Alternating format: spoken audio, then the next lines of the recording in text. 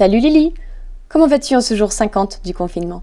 Eh bien, ça va, merci Camille. Comme on le disait hier, un des messages contraignants des drivers, c'est « fais plaisir ».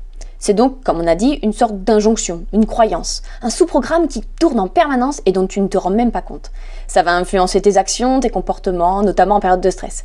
Est-ce que tu verras un petit peu ce que cela te fait faire? C'est vrai que je suis toujours en train d'essayer de faire plaisir aux autres. Je veux être là quand ils ont besoin, j'ai envie de pouvoir les sauver. Du coup, je suis beaucoup à l'écoute de leurs besoins. J'essaie toujours de les faire passer avant moi. Et tes besoins à toi, tu les écoutes? C'est vrai qu'en général, je fais plutôt passer les besoins des autres avant les miennes. Et à ton avis, pourquoi tu fais cela? Je me dis que si je fais ça, les gens vont m'aimer.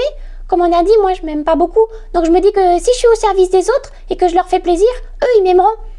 Et penses-tu qu'il soit possible de faire plaisir à tout le monde? Non, effectivement. Car ce n'est pas un problème en soi de vouloir faire plaisir aux autres, mais c'est bien dans le côté extrême de la chose que le problème arrive. On ne peut pas faire plaisir à tout le monde. Qu'est-ce que tu pourrais commencer à te dire pour ramollir un petit peu cette croyance? Quels seraient les messages permissifs, comme on dit, en opposition aux messages contraignants, que tu pourrais te dire? Déjà, comme on l'a dit plusieurs fois ici, je pourrais commencer à prendre un peu plus en compte mes besoins à moi, m'écouter un peu plus, et surtout les faire passer avant ceux des autres. Oui, c'est vraiment la première chose à faire. Et ensuite? Je peux aussi me dire que je ne suis pas responsable des autres, c'est pas à moi de faire tout pour eux. Je peux être serviable, gentille et conciliante, mais c'est à eux de prendre leur responsabilité de leur bonheur. Exactement. Je vois que tu commences vraiment à comprendre tout cela. Mais tu penses pas que si j'arrête de faire plaisir aux autres, je vais me retrouver seule car ils vont me trouver méchante? Tu te rappelles ce qu'on a dit sur l'affirmation de soi, sur le fait de t'autoriser à dire non? Ah oui, c'est cette idée finalement d'être honnête quand on ne peut pas ou quand on ne veut pas. Donc au final, c'est vraiment se respecter et prendre soin de soi.